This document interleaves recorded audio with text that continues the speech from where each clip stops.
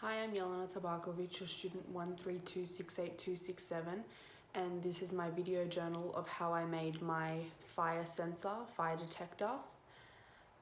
It was previously a rave glove experiment, which is why the first few entries are discussing that. But basically I've decided to do it as I'll be reading each journal entry as it was written at the time. I decided to finally face my fears and do some actual coding, rather than hoping that my artifact will come into fruition by watching YouTube tutorials. By following Artefact Mod's YouTube tutorial, you can learn Arduino in 15 minutes. As a basis for my coding knowledge, I attempted to set up my Arduino kit so that the attached lights would flash twice every second. The tutorial explained what the pieces in the kit that I had borrowed from the library are used for and how they can be used, because I've never used things like microcontrollers, resistors, or LEDs before. Despite my first attempt at the tutorial not providing me with the desired effect, as the LED was able to turn on but didn't flash, once I repeated the code portion of the process, I was able to achieve the desired effect and have the LEDs flash twice every second. I looked up the basic syntax of C++ code, which helped me to better understand the general ideas like the differences between objects, methods, class, and instant variables, and how they are used in conjunction with one another to create code. This allowed me to grasp the absolute basic understanding pertaining to the ability to read what the code is telling me.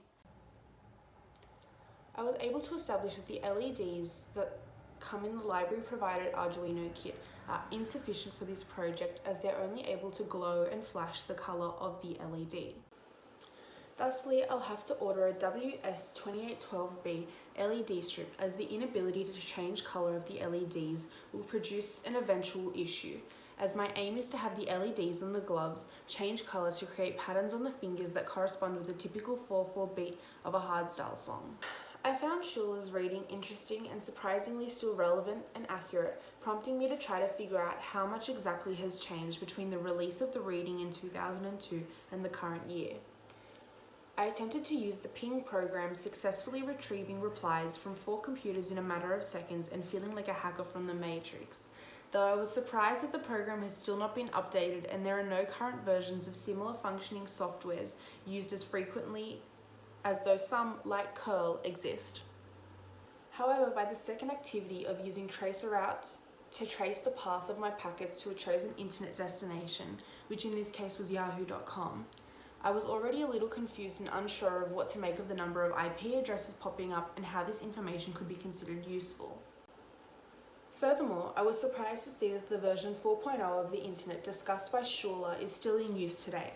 The most recent update of a potential IP version 6 was discussed in 2018, however no further progress appears to have been made. IP version 4's 32-bit addressing scheme allows for the support of 4.3 billion devices. Shaw discusses the promised ability of IP version 6 as being able to use 128-bit addressing to support approximately 340 trillion devices. This week, I attempted to create some sort of flashing pattern using the LEDs and Arduino Uno board, a breadboard, jumper wires, and 120 ohm resistors from the borrowed kit from the library. Closely following Drone Howe's tutorial, I attempted to create a pattern between the 3 connected LEDs. Initially, I was only able to turn on one of the LEDs despite connecting the other 2 in the exact same way. Because of this, I tried to switch the LED positive and negative ends to the opposite sides, change the LEDs entirely, change the jumper wires thinking one of these were faulty, and yet it was to no avail. I then remembered that the resistors I were using were 120 ohms and the tutorial specified to use 220 ohm, which I didn't have. So I searched the kit and tried the Ziploc bag titled 1/4 watt resistor, which worked perfectly and lit up the remaining 2 lights. I then wrote the following code with the translation so that I would be able to come back to it for future reference and attempt a similar project in the future without the need of tutorial assistance, but rather my own pre-prepared notes and attained knowledge. Furthermore, I have ordered the WS2812 LED strip off eBay as previously discussed, though it isn't estimated to arrive for another week. which puts dampener on any potential experimentation with them for that period of time.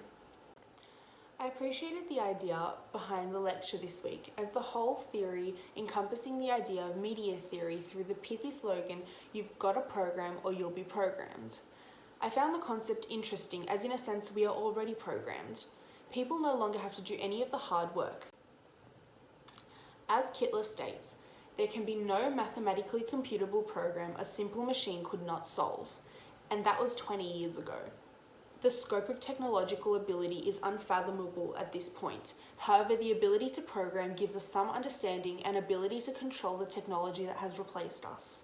I found the conversation to be interesting and relevant, especially in relation to the lecture's discussion on privacy, security, and intellectual property, as it brings to the fore society's largely popular theories of lack of internet privacy, as the example of the Apple iPhone backdoor illustrated that essentially nothing online is private if the government has a reason to suspect illegal activity, regardless of whether or not this is actually the case.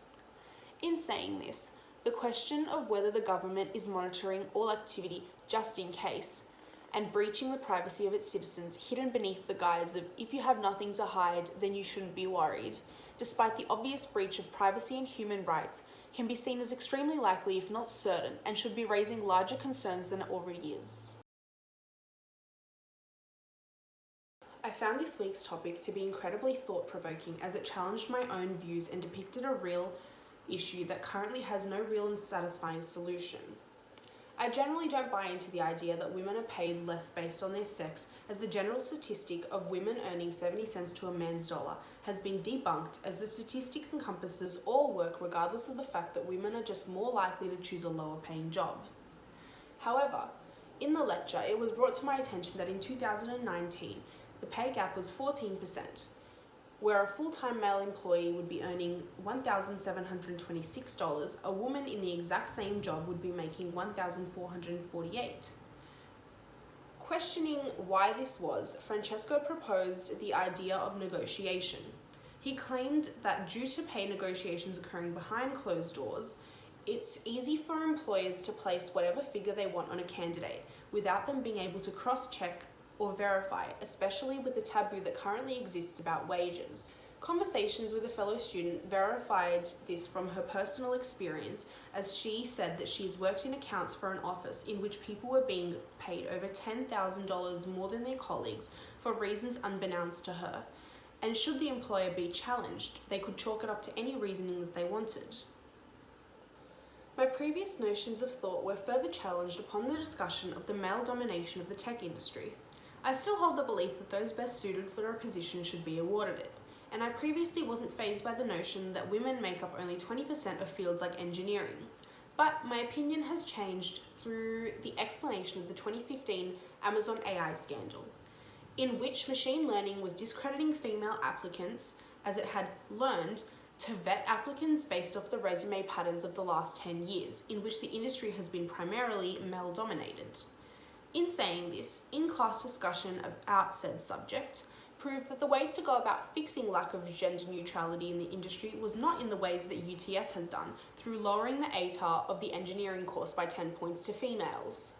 I believe it discredits the efforts and abilities of women who are actually able to achieve the previous mark without assistance, and disallows them the ability to prove themselves in the eyes of many who share my views of the role going to the person best suited, regardless of gender. Goodwin et al. Provides a possible solution through their successful testing of male and female partnerships in an effort to extract the best characteristics of each sex and create profitable work environments and allow women to break into male-dominated fields. In terms of the rave glove process, I've hit a bit of an impasse, as I'm taking the opinion of my tutor Kevin and soldering the LEDs together.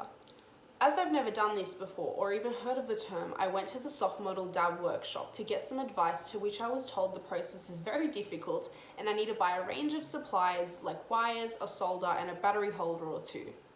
Furthermore, I haven't even been able to test the LEDs as of yet, as I have no idea how to connect them to the laptop, Arduino or even breadboard until the soldering process is completed. In saying this, should the LEDs not work for whatever reason, I probably won't have the time to order another roll of lights, as it previously took 3 weeks for this one to arrive, which is terrifying and discouraging to say the least.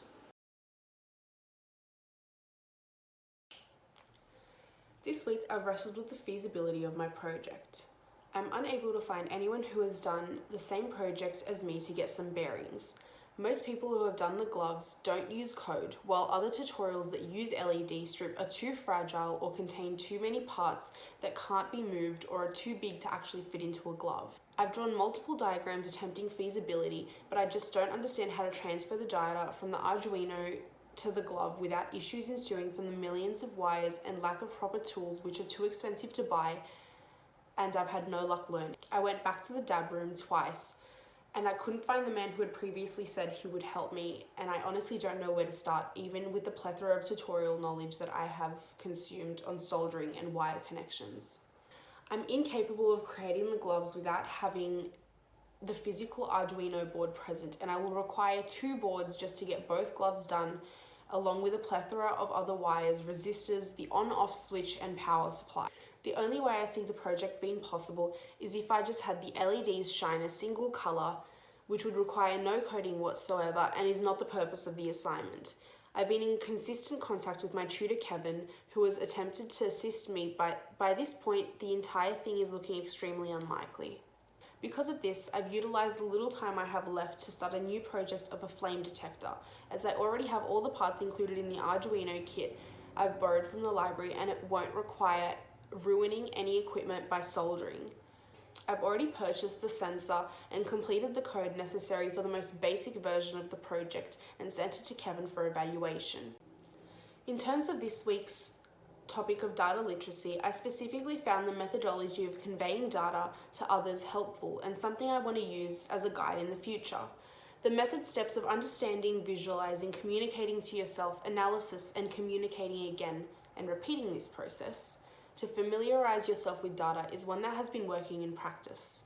Because of this, I have been doing extensive research into trying to make my artifact plausible, though as previously iterated, it appears highly unlikely.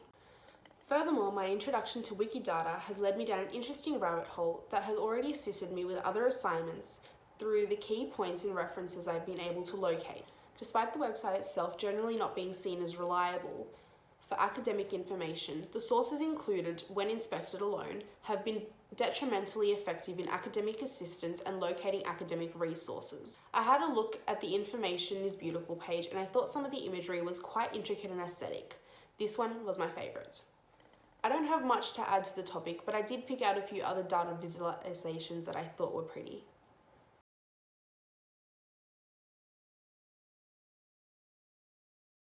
Through the discussion of normative social practices of social media, Kenny et al.